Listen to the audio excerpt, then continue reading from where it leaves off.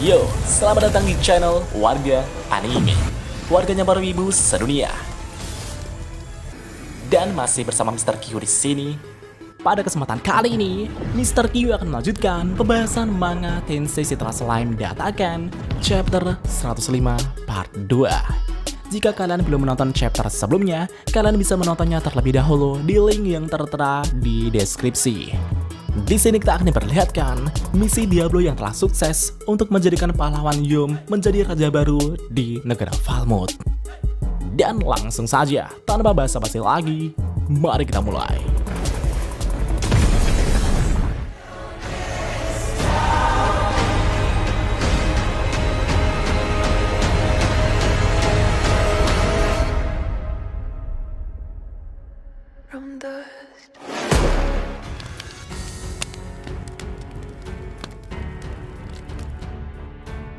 Di saat Benimaru sedang menunggu kepulangan Hakuro untuk meminta penjelasan, di sisi lain, Hakuro saat ini masih berada di negara Falmouth. Hakuro bersama Diablo dan beberapa orang lainnya kini telah menjadi saksi di mana Yum akan mengumumkan dirinya sebagai Raja Falmouth yang baru.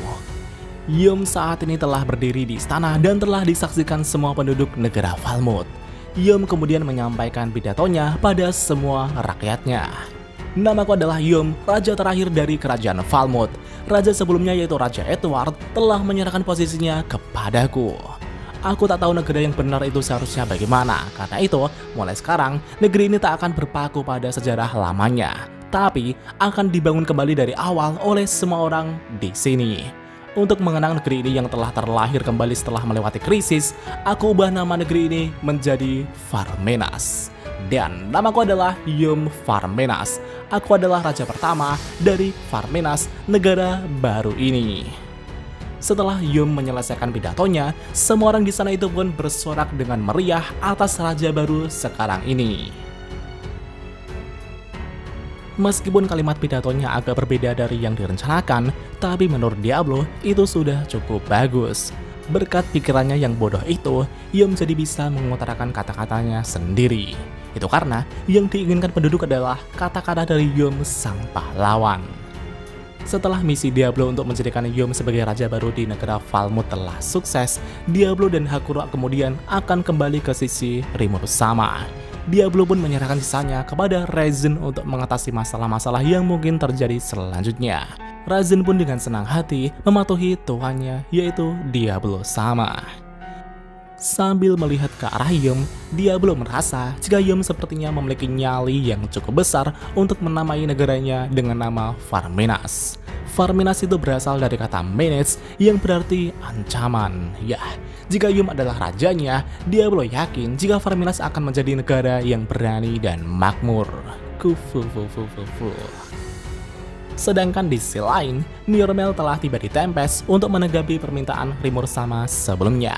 Myormel kini telah disambut oleh Rigurd dan Rimuru sama dengan hangat. Setelah itu, Myormel kemudian diantarkan ke rumah yang sudah disiapkan khusus untuk Myormel. Ketika Myormel melihat rumah yang disiapkan Rimuru sama untuk dirinya, Myormel sangat terkejut sekali gitu pak. Dan ternyata rumah tersebut sangat besar dan begitu megah. Myormel yang terkejut itu pun berkata, Rimuru sama, bukankah ini terlalu megah? Rimuru mengatakan jika rumah ini disesuaikan untuk kebutuhan Myormel. Karena ruangannya ada banyak, Myormel dapat tinggal bersama bodyguard dan pelayannya. Karena Myormel telah mendapatkan fasilitas yang sangat luar biasa, Myormel pun bertekad untuk melakukan yang terbaik untuk memenuhi ekspektasi Rimuru sama. Dan ngemeng-ngemeng soal bodyguard, Gobumon saat ini telah terluka parah hingga kehilangan satu lengannya ketika melindungi Myormel saat dalam perjalanan ke Tempest.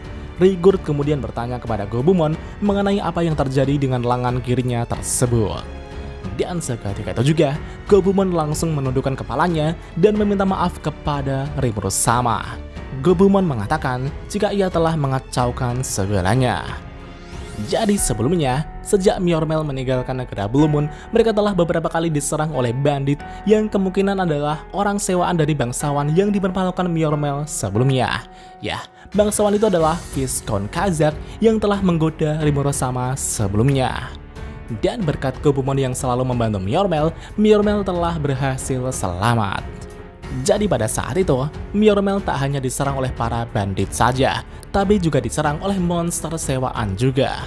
Bahkan pada saat itu, pengawal pribadi Myormel saja tak sanggup mengatasi situasi tersebut. Di saat pengawal pribadi Myormel sudah siap mempertaruhkan nyawa mereka, tiba-tiba datanglah Gobumon. Gobumon yang telah ditugaskan Rimuru Sama secara diam-diam untuk mengawal Myormel, kini langsung menendang monster tersebut untuk menyelamatkan mereka semua. Di saat pengawal pribadi Myormel menawarkan kerjasama untuk melawan monster tersebut, Gobumon justru mengabaikannya dan berniat melawan monster itu sendirian. Seketika itu juga, Gobumon langsung melesat dan melepaskan tebasan ke arah monster tersebut. Alhasil, Gobumon telah berhasil menebas sayap dari monster itu. Namun di saat yang sama, lengan Gobumon juga telah terkena semburan petrifikasi dari monster tersebut. Itu adalah cairan yang dapat membuat objeknya menjadi batu secara bertahap. Dan benar saja, lengan Gobumon kini telah menjadi batu secara bertahap. Sebelum efek pembatuan menyebar ke seluruh tubuhnya, Gobumon dengan nekat langsung memotong lengannya sendiri. Ya, baik Gobumon maupun monster itu, kini mereka sama-sama terluka parah. Di sini Gobumon terlihat bingung bagaimana cara untuk menghabisi monster itu dalam kondisinya yang seperti ini. Di saat Gobumon terus berpikir, tiba-tiba pengawal pribadi Myormel telah berhasil menyerang monster itu dari belakang dan menghabisinya. Dengan demikian, mereka semua telah berhasil melewati situasi krisis tersebut. Jadi itulah alasan mengapa Gobumon telah kehilangan satu lengannya.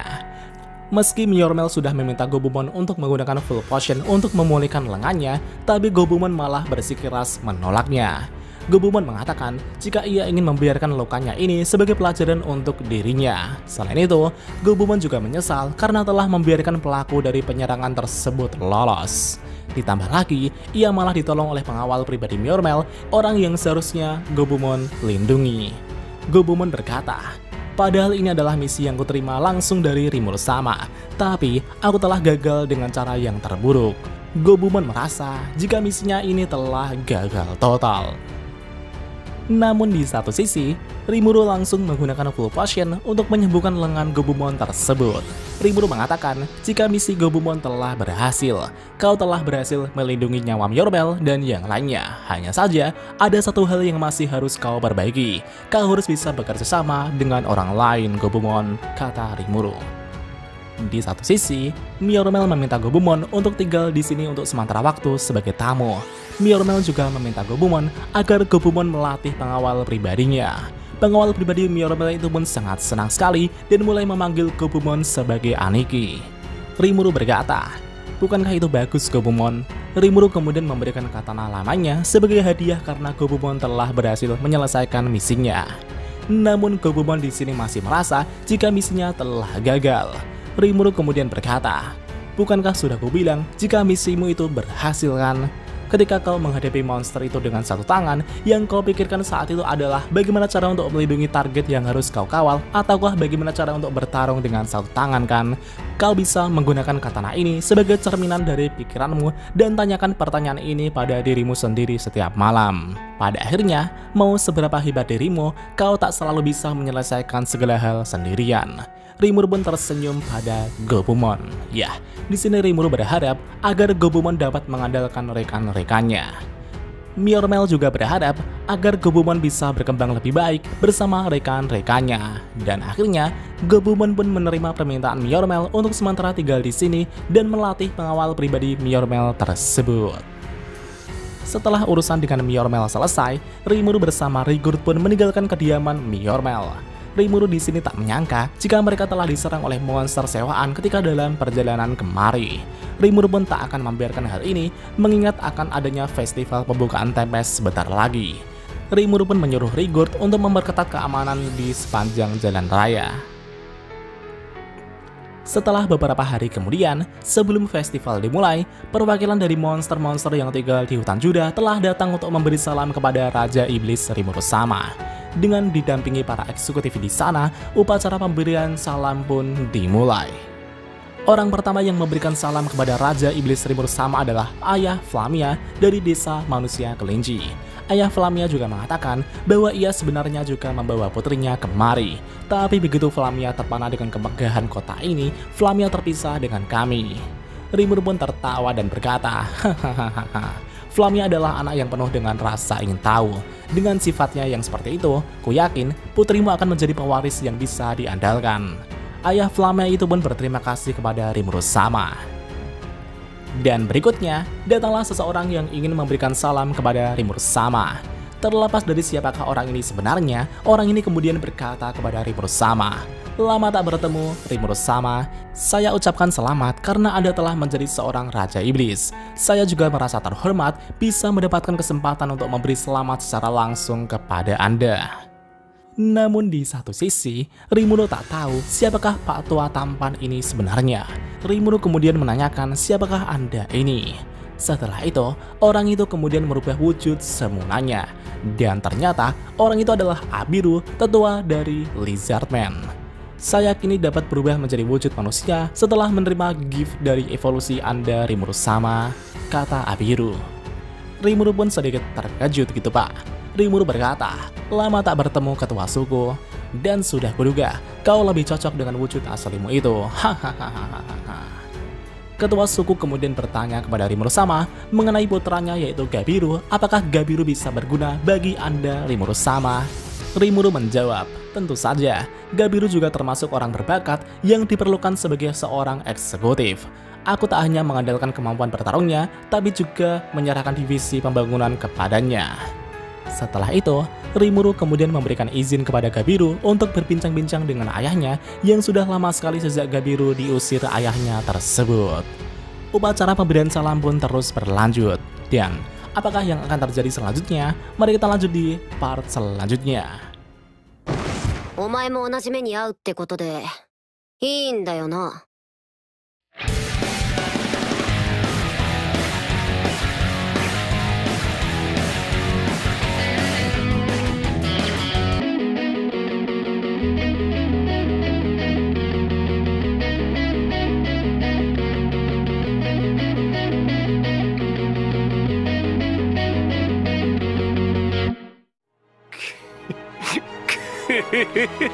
久しぶりの現世です。せいぜい楽しむとしましょうか。